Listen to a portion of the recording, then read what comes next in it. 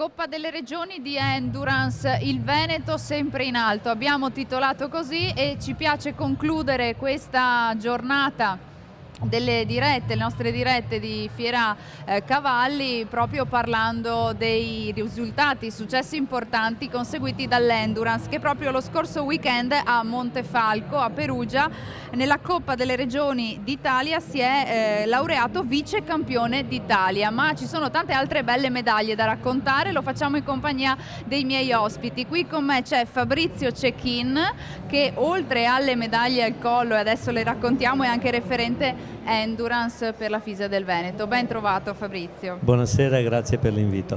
Do il benvenuto anche a Martina Carniel. Buongiorno, buongiorno Martina. Buongiorno. Eccoci. E Gianluca Ecoretti, ben trovato. Buonasera.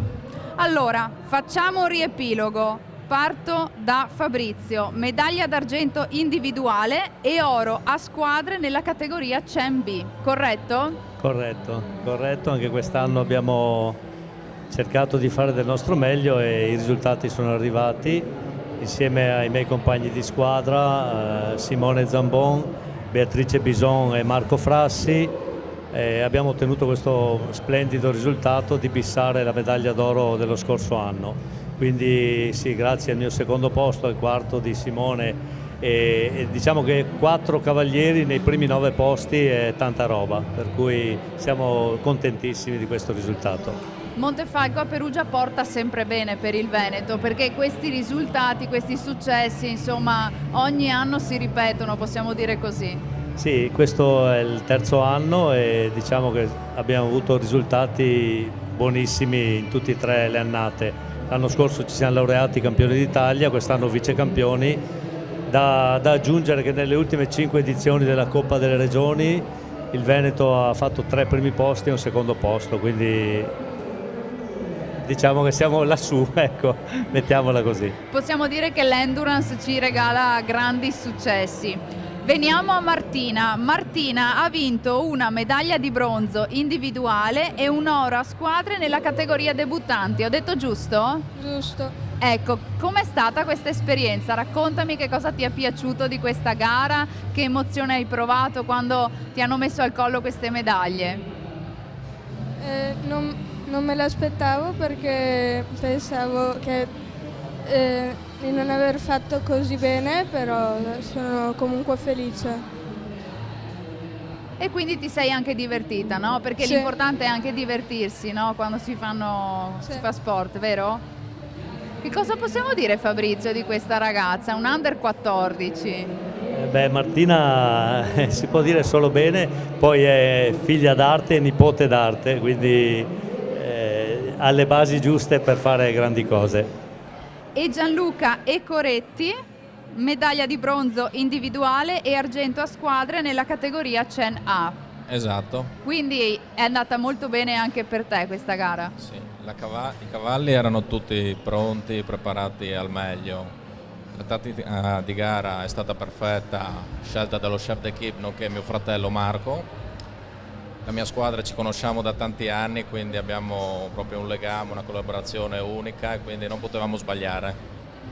Ecco, è importante, no, che si crei una bella relazione tra tutti i componenti delle squadre, no? Perché poi l'importante è certamente il risultato, ma il risultato è frutto di un grande lavoro di squadra, no? Se non c'è il gruppo non ci sono i risultati, quella è la base di tutto.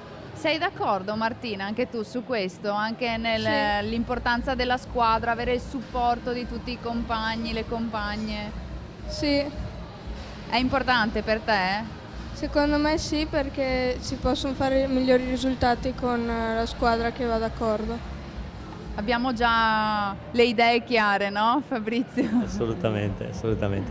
Quest'anno, come tutti gli altri anni, devo dire, sicuramente gran bei binomi, grandi cavalli, grandi cavalieri, uno chef d'équipe, 2 anzi, che ci hanno guidato, voglio ricordarli, Marco Ecoretti per i senior e Andrea Zambon.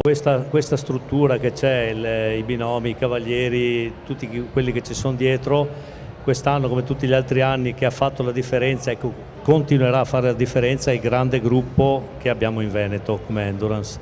C'è un gruppo molto affiatato e quando si fa gruppo, si fa squadra, si ottengono tantissimi risultati, oltre a quelli che si potrebbero ottenere addirittura.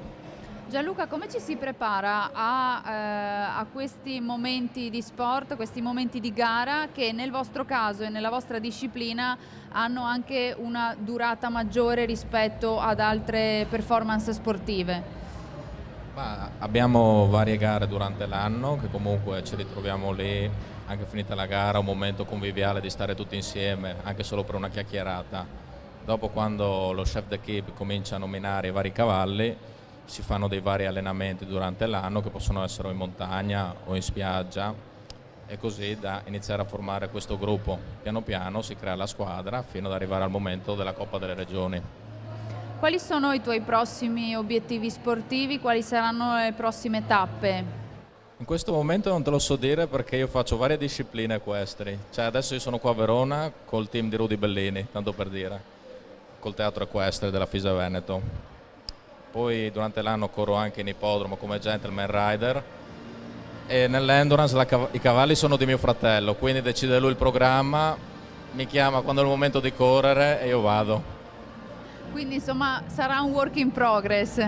Esatto. Martina, invece, tu come hai cominciato a fare questa disciplina? Da quanto la pratichi e perché ti piace? La pratico da 1 anno e mezzo, quasi 2, e mi piace perché mi piace fare più chilometri così. Hai praticato e pratichi anche altre discipline dell'equitazione, Sì. giusto? Che cosa hai fatto, per esempio? Ho fatto dressage, salto ostacoli fino alle 80, le welcome e basta. E come mai poi alla fine hai scelto l'endurance? Hai pensato che l'endurance potesse essere la disciplina che era migliore per te e che ti piaceva di più?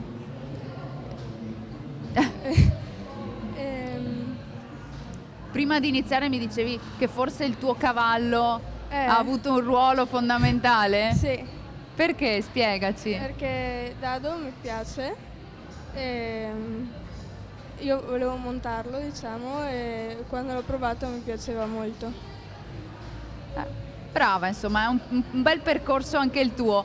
È un percorso variegato che poi spesso porta all'endurance, no? In molti casi, in molti atleti, no? Che prima provano diverse discipline e poi invece si affermano in questa. Infatti è una disciplina un po' diversa dalle altre perché si pratica moltissimo all'aria aperta e anzi rivolgo un invito a chi magari si sente un po' stretto il campo gara e il maneggio coperto a guardare, a buttare un occhio anche all'endurance, che sicuramente è una disciplina che può portare soddisfazioni diverse, ecco. Il Veneto come sta messo? Nel senso, qual è il trend dell'endurance veneto?